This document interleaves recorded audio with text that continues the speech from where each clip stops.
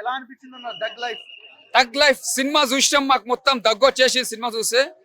Cinema చూస్తుంటే ఎంతో interest గా వచ్చినాం, ఏదో బ్లాక్ బస్టర్ అని అనుకుంటున్నాం, కానీ సినిమా డిసప్పాయింట్ చేసేసి డైరెక్టర్ గారు. ఎందుకంటే వాళ్ళ పర్ఫార్మెన్స్ బాగుంది, కమల్ హాసన్ గారు కానీ, శంభు గారు కానీ, త్రిష గారి వాళ్ళ యాక్టింగ్ పర్ఫార్మెన్స్ మాత్రం 100కి 100 మార్క్స్ ఇవ్వచ్చు, అంత బాగా చేశారు యాక్టింగ్. ఎందుకంటే ఈ ఏజ్ లో కమల్ హాసన్ గారు ఎంత బాగా యాక్టింగ్ చేసిన గ్రేట్ అనుకోవాలి. ఇక్కడ శంభు గారు గారి యాక్టింగ్ కూడా ఇరగదీసేసిన యాక్టింగ్. ఇక్కడ త్రిష గారు కానీ, నాజర్ గారు కానీ, ప్రతి ఒక్క యాక్టర్స్ చాలా బాగా చేశారు. సినిమాలో కొద్దిగా స్టోరీ కొద్ది డల్ అనిపించింది, అంతకు మించింది ఏం లేదు. ఇంకా స్టోరీ ఇంకా బాగుంటే సినిమా ఒక రేంజ్ లో ఉంటుండే. స్టోరీ దగ్గరనే దెబ్బ పడ్డది. స్క్రీన్ ప్లే కానీ, డైరెక్షన్ కానీ జర్ర ఇంకా బాగుంటుండే. రొటీన్ స్టోరీ, అసలు స్టోరీ తగ్గట్టు అసలు ఏం లేదు.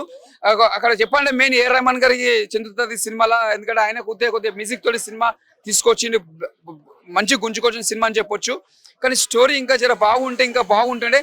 స్టోరీలో మాత్రం ఏమంతా చెప్పుకుంటే ఏం లేదు. ఇంకా బాగా తీసిన ఇంకా బాగుండే. చెప్పలేం, బై వన్ టైం చూసుకోవచ్చు సినిమా. యావరేజ్ చెప్పలేం, ఫస్ట్ టైం చెప్పలేం, ఓకే వన్ టైం చూసుకోవచ్చు. మెయిన్ హైలైట్ అంటే చెల్లె అన్న అనుబంధం ఉంటే చూసినా అది ఒక హైలైట్ అని చెప్పొచ్చు. అంటే వాళ్ళు లాస్ట్ కలుసుకుంటారు, ఆ లాస్ట్ కలుసుకున్న టైంలోనే కొద్దిగా శంభు గారు చనిపోతారు. అది ఒక డిసప్పాయింట్ చేసేసారు. ఎందుకంటే హీరో అనేది చనిపోతూ ఇక్కడ హీరో చనిపోతాడు, అదొకటి స్టోరీ డౌన్ అయిపోయింది అక్కడనే. కానీ ఇంకా బాగుంటుంది సినిమా. దాంట్లో ఏదో ఒక ట్విస్ట్, ఒక హై ఎలిమెంట్ ఉండాలి, అలాంటివి ఏం లేవు. సాఫీగా అలా సాగిపోతుంటది సినిమా. ఎక్కడ కూడా మనకి అరే ఏంట్రా ఏంటిది ఎప్పుడైపోద్దా అనే ఫీలే వచ్చింది తప్ప ఒక హై ఇచ్చే ఎలిమెంట్ ఇలా ముందుకు వచ్చి చూడాలి అనే ఎలిమెంట్ అయితే ఏం లేదు. త్రిష గారి పెర్ఫార్మెన్స్, క్యారెక్టరైజేషన్ చాలా బాగుంది. అభిరామి గారిది బాగుంది. ఐశ్వర్య లక్ష్మి గారిది ఆవిడ క్యారెక్టర్ ని చివరిలో కొంచెం ట్విస్ట్ తో పెట్టారు తప్ప స్టార్టింగ్ నుంచి పెద్ద ఇంపార్టెన్స్ క్యారెక్టర్ లో ఆయన చూపించలేదు. అండ్ సింబు గారి పెర్ఫార్మెన్స్, మిగతా వాళ్ళందరూ పెర్ఫార్మెన్సెస్ బాగున్నాయి. But story was regular story and typical Mani Ratnam style of making అయితే కాదు. మణిరత్నం గారు మనకి ఎలాంటి డైరెక్టర్ మనందరికీ తెలుసు, బట్ ఆయన style of making of film అయితే కాదు. ఇది కమల్ హాసన్ గారు తీసేసుకుని మణిరత్నం గారు పేరేశారా అనే ఫీలింగ్ కూడా వచ్చింది. హైలైట్స్ అంటే సింబు కమల్ హాసన్ గారు ఫైట్ సీక్వెన్స్ బాగుంటది క్లైమాక్స్ లో, వాళ్ళిద్దరి మధ్యన వచ్చే యాక్షన్ సీక్వెన్స్ బాగుంటది. బట్ క్లైమాక్స్ లో సింబు గారిని అది చూడండి, అంటే నేను చూడొద్దు అని చెప్పను, you can watch it in theatre. ఒకసారి థియేటర్ లో చూడాలి, ఎంటర్టైన్ అవ్వాలి అనుకుంటే తగ్గలేక చూడొచ్చు, నో ప్రాబ్లం. వర్కౌట్ అవ్వలేదన్న, మ్యాజిక్ వర్కౌట్ అవ్వలేదు. స్క్రీన్ ప్రెజెన్స్ ఏంటో చెప్తున్నాను కదా, మణిరత్నం గారి స్టైల్ ఆఫ్ మేకింగ్ అయితే కనిపించలేదు. ఏమో తమిళ వాళ్ళకి తెలియాలి, ఎందుకంటే వాళ్ళ నేటివిటీకి తగినట్టు వాళ్ళు తీసుకున్నారు. మన నేటివిటీకి మనకు ఎక్కలేదు. తమిళ్లో హిట్ అవ్వచ్చు, వాళ్ళు బ్లాక్ బస్టర్ చేసుకోవచ్చు. ఎందుకంటే రీసెంట్ గా వచ్చిన రెట్రో కూడా మన దగ్గర మనం ఫ్లాప్ అన్నాం, బట్ తమిళ్లో బ్లాక్ బస్టర్ హిట్ అన్నారు. సో ఇది వాళ్ళకి నచ్చొచ్చేమో, మరి తగ్ లైఫ్ వాళ్ళకి వాళ్ళ నేటివిటీకి వాళ్ళకి ఎక్కొచ్చేమో, మనకి తెలుగు ఆడియన్స్ కి అయితే కష్టమే. లేదు, ఇప్పుడు ఆయన బ్రేక్ పడిందేమో అని చెప్పుకోవచ్చు. ఈ సినిమాతో ఆయన బ్రేక్, మళ్ళీ హిట్ కోసం ఫైట్ చేయాలి. ఇదైతే లేదన్న, ఇది సింబు గారికి కాదు ఎవరికి హిట్ అయితే నా వరకు నాకు తెలుగులో మన ఆడియన్స్ కి అయితే ఎక్కదు అనేది నా పాయింట్ ఆఫ్ వ్యూ. మ్యూజిక్ కూడా ఏమో, ఏఆర్ రెహమాన్ గారి మ్యూజిక్ అంటే మనం ఆ హైప్ ఎక్స్పెక్ట్ చేస్తాం. మధ్యలో కొన్ని షార్ట్స్ లో మటుకు చాలా బాగుంది BGM, but regular routine BGM. మిగతాదంతా కూడా కొత్త బీజిఎం, కొత్త వర్కౌట్ ఎఫెక్ట్ అయితే ఏం కనిపించలేదు. Regular BGM. ఏఆర్ రెహమాన్ గారి నుంచి అంత క్రియేటివ్ వర్క్ అయితే చేయదు, కష్టమే. ఇప్పుడు కష్టమే, మేబీ మళ్ళీ ఇంకేమైనా చేసుకుంటే అవ్వచ్చు. బాగుందండి, చాలా బాగుందండి. మీరు సినిమా వాచ్ చేసి అప్పుడు మీరే రేటింగ్ ఇచ్చుకోండి. Thank you. చెప్తున్నారు ఏజ్ లో అవసరమా అని కూడా చెప్తున్నారు. అవసరమా అది ఇది కాదు అని, but as a story there is nothing new to offer. That's it. మీకేం నచ్చలేదు? కొన్ని సీన్స్ బాగున్నాయి అంతే. ఓవరాల్ గా సినిమా బాలేదా? ఓవరాల్ గా ఇట్స్ ప్రెడిక్టబుల్. కవర్స్ మాత్రం అసలు చాలా పేషెన్స్ గా కూర్చోబెట్టాడు. ఫస్ట్ హాఫ్ వరకే అసలు మీకు ఆ పేషెన్స్ అనేది ఫస్ట్ 30 minutes లోనే తెలిసిపోతుంది. అసలు ఏ మూవీ అయినా ఏదైనా ఒక పర్పస్ తెలుస్తుంది, అంటే వీళ్ళు దీనికోసం నడిపిస్తున్నారు స్టోరీ అని. కానీ అసలు ఈ సినిమాలో దేనికి నడుస్తుందో, అసలు ఏ పర్పస్ ఏంటిదో అసలు ఏం అర్థం కాలేదో. లాస్ట్లో మాత్రం ఒక కంక్లూజన్ ఇచ్చాడు, బ్రదర్ అండ్ సిస్టర్ అనేది. అసలు అది ఆ స్క్రీన్ ప్లే అనేది మరి మణిరత్నం గారి లెజెండ్ కి మరి ఎలా అనిపించిందో తెలియదు. మణిరత్నం గారి మూవీస్ స్లో పాయిజన్ గా ఎక్కుతాయని తెలుసు. లవ్ స్టోరీస్ కి చాలా మూవీస్ ఉన్నాయి, కానీ అట్లాంటి లెజెండరీ డైరెక్టర్ ఇట్లాంటి యాక్షన్ ఫిలింకి తీస్తున్నాడంటే ఎంతో కొంత ఎక్స్పెక్టేషన్స్ తోటి వస్తాం, కానీ ఆ ఎక్స్పెక్టేషన్స్ని రీచ్ అవ్వలేరు. ఎందుకో శంకర్ గారు కూడా గేమ్ చేంజర్ అట్లా రీచ్ అవ్వలేకపోయారు.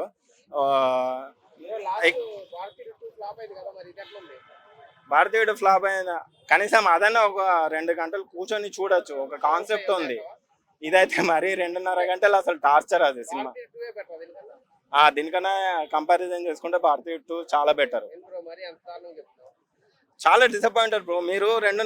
మీరు నేను రాసిస్తా ఒక 1 అవర్ ఫస్ట్ హాఫ్ అవర్ వరకు కూర్చొని మీరు ఈ సినిమా బాగుంది అంటే లైఫ్ టైం సెటిల్మెంట్. అదే కదా నాయకన్ సినిమా తర్వాత 40 years తర్వాత వచ్చారు. అసలు మళ్ళీ మణిరత్నం గారి లెజెండ్ ఒక యాక్షన్ ఫిలిం లో తీస్తున్నారు అంటే అసలు చాలా ఎక్స్పెక్టేషన్స్ తోటి వచ్చారు, కానీ ఆ ఎక్స్పెక్టేషన్ ని 0.01% కూడా రీచ్ అవ్వలేదు. నేను కమల్ హాసన్ ని యాక్చువల్ గా విక్రమ్ తర్వాత భారతీయుడు తీశారు, డిసప్పాయింట్ చేశారు. ఓకే సరే, ఒక సినిమా వస్తుంది ఒక సినిమా పోతుంది అనుకున్నాం. అట్లీస్ట్ ఈ సినిమా అయినా వస్తుందా అని చూసాము. ట్రైలరే నాకు సోగా అనిపించింది. సరే ఇక ట్రైలర్ చూసి మనం మోసపోవద్దని అక్కడ రిలీజ్ చేయకపోవడమే బెటర్ నన్ను అడిగితే. డబ్బులు బొక్క.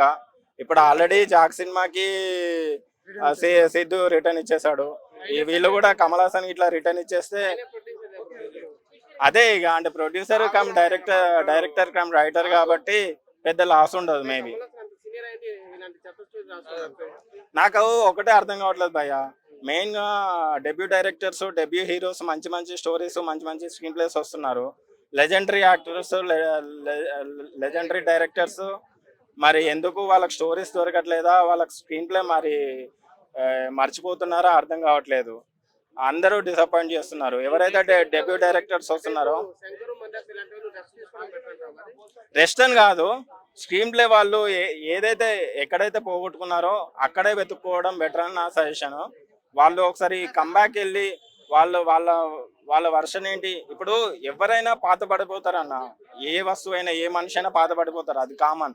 కానీ మళ్ళీ దాంట్లో ఎంతో కొంత పసన్ ఉంటుంది. ఆ పసన్ మనం వెలికి తీస్తే ఖచ్చితంగా హిట్ ఇస్తారు, ఖచ్చితంగా అది వాస్తవం. అది ఒకటి నోటీస్ చేయాలి. బట్ సినిమా మాత్రం డిజాస్టర్. ఇది అప్పుడు తడిసిపోయింది బాంబు, అయినా సరే పేలట్లేదు. హైలైట్స్ కంటే ఎక్కువ నన్ను డిసప్పాయింట్ సీన్స్ ఎక్కువ ఉన్నాయి. చాలా ఓల్డ్ స్క్రిప్ట్, ఓల్డ్ నెరేషన్. ఈ టైప్ ఆఫ్ కథలతో సినిమాలు తీసి ఇట్టు కొట్టాలంటే అసలు చాలా కష్టం. కొత్త వాళ్ళు కుర్రోళ్ళు వచ్చి 100 కోట్లు 1000 కోట్లు కొట్టే సబ్జెక్టులు రెడీ చేస్తున్నారు.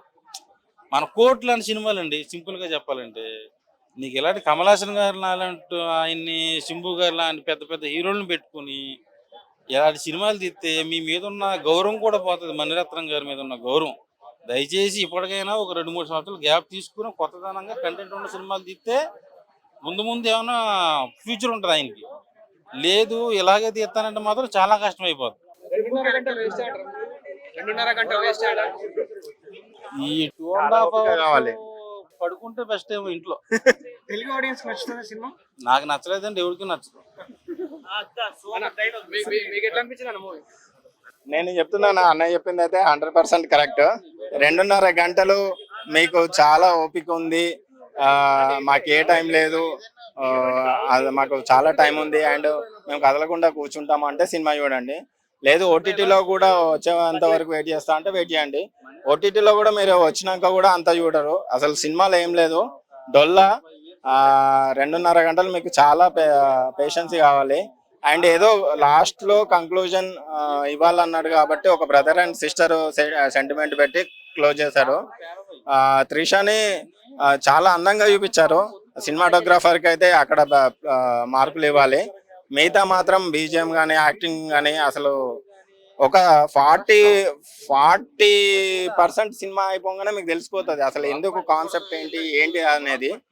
అసలు భారతీయుడు 2 తర్వాత కమల్ హాసన్ విక్రమ్ తర్వాత ఎందుకు ఇట్లా డౌన్ అవుతున్నారో అర్థం కావట్లేదు. మరి స్టోరీ ఏం లేదన్న, ఒక అన్నా చెల్లెలు ఒక గ్యాంగ్ వార్ లో తప్పిపోతారు. కమల్ హాసన్ మాటిస్తాడు శంభుకి, నేను మీ చెల్లెని వెతికిస్తా అని. దానికి సంబంధించిన స్క్రీన్ ప్లే అనేది బ్యాక్గ్రౌండ్ లో రన్ అవుతా ఉంటది. బట్ ఎక్కడ కూడా గ్యాంగ్స్టర్ కి సంబంధించిన సీన్స్ కానీ ఆ ఎలివేషన్స్ కానీ ఎక్కడ ఏం లేవు. రెండు అసలు ఫస్ట్ హాఫ్ తోటే మీరు లేచి వెళ్ళిపోతారు సీట్లోకి వెళ్ళి. సెకండ్ హాఫ్ కూడా చూడాలనిపించదు, అంత వరస్ట్ గా ఉంది.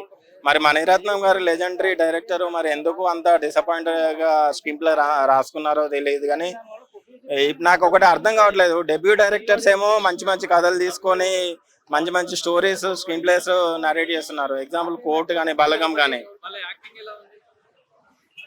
స్టోరీయే లేదంటే యాక్టింగ్ ఎక్కడి నుంచి వస్తుంది? ఇప్పుడు మెయిన్ గా మనకు స్టోరీ ఉంటేనే కదా పర్ఫార్మెన్స్ చేయడానికి.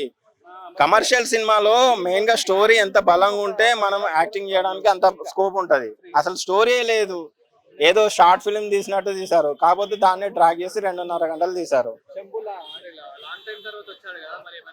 అందరికి డిసప్పాయింటెడ్ భయ్య. త్రిషక్ కానీ, కమల్ హాసన్ కానీ, శంభుక్ కానీ, అభిరామికి కానీ అసలు వాళ్ళ క్యారెక్టర్స్ ఏదో స్టోరీకి తగ్గట్టు రన్ అవుతా ఉంటాయి. అసలు ఎక్కడ కూడా ఒక నచ్చిన సీన్ అంటూ ఒక్కటి కూడా ఈ సీన్ బాగుంది, ఇక్కడ ఈ ఎలివేషన్ బాగుంది అనేది ఎక్కడా లేదు. నేను ఒకటే చెప్తున్నా, డబ్బులు బొక్క, డబ్బులు ఎవరికి ఊరికే రావు. మీరు హ్యాపీగా ఇంట్లో ఏదైనా మళ్ళా హిట్ 3 మూవీ ఉంది కదా, అది ఓటీటీలో చూసుకొని ఎంజాయ్ చేయండి. లేదు అంటే నెక్స్ట్ కన్నప్ప ఉంది, లేదంటే మన పవర్ స్టార్ పవన్ కళ్యాణ్ సినిమా ఉంది. అన్ని కుదిరితే 12th వస్తుంది, అప్పుడు ఎంజాయ్ చేయండి. రేటు 1.5 to 2, அது கூட வரஸ்ட். அசல் அது இவ்வளவு కానీ ஏதோ இவ்வாறு. எஸ்டிஆர் கோசம் தான் நான் வந்தேன். ஸோ கம்மலும் எஸ்டிஆர்னு பார்த்தா ரெண்டு ஈக்குவலாக தான் இருக்கு. பட் நான் வந்தது எஸ்டிஆர் கோசம் தான். ஓகேங்களா, படம் நல்லா தான். நான் செகண்ட் ஹாஃப் மட்டும் இதே தான் சொல்லிட்டு இருக்கேன். ஸோ அவங்க அண்ணன் அடிக்கிறத மட்டும் கொஞ்சம் சிம்பிளா மர்டர் பண்ண மாதிரி இருந்தது, வேற ஒன்று. சாரி ப்ரோ, தமிழ்ல சொன்னீங்கன்னா நல்லா இருக்கும். தமிழ் தான் ப்ரோ. கிளைமேக்ஸ் சண்டை செம்மையா இருந்தது ப்ரோ. ஃபைட் சீன் நல்லா இருந்தது. ஸோ மணிரத்னம் பார்த்தா அந்த காதல் தான் சொல்லுவார், பார்த்தா இந்த படத்துல நல்ல ஃபைட் சீன் நல்லா வச்சிருக்காரு. What are the highlights in cinema? STR தான் ப்ரோ ஹைலைட், வேற ஒண்ணுமே இல்லை ப்ரோ. எஸ்டிஆர் மட்டும் தான். ரெண்டு ஈக்குவல் தான் ப்ரோ. கமல் ரெண்டு ஈக்குவலா தான் இருக்கும். ஃபைட் சீன் நல்லா இருக்கு. ஸோ படம் நல்லா தான் இருக்கு, எல்லாரும் நல்லா பார்க்கலாம். ஓகே. திரிசா நம்மளுக்கு வேணாம் ப்ரோ, நம்மளுக்கு எஸ்டிஆர் தான் ப்ரோ. ரொமான்ஸ் கமல் நல்லா ரொமான்ஸ் நல்லா 2 பேருக்கும் பண்ணியிருக்காரு. ரெண்டும் நல்லா தான் இருக்கு. ரெண்டும் வச்சிருக்கலாம், தனித்தனியா வச்சிருந்தாப்புல, அதுதான் கொஞ்சம் இதா இருக்கும்.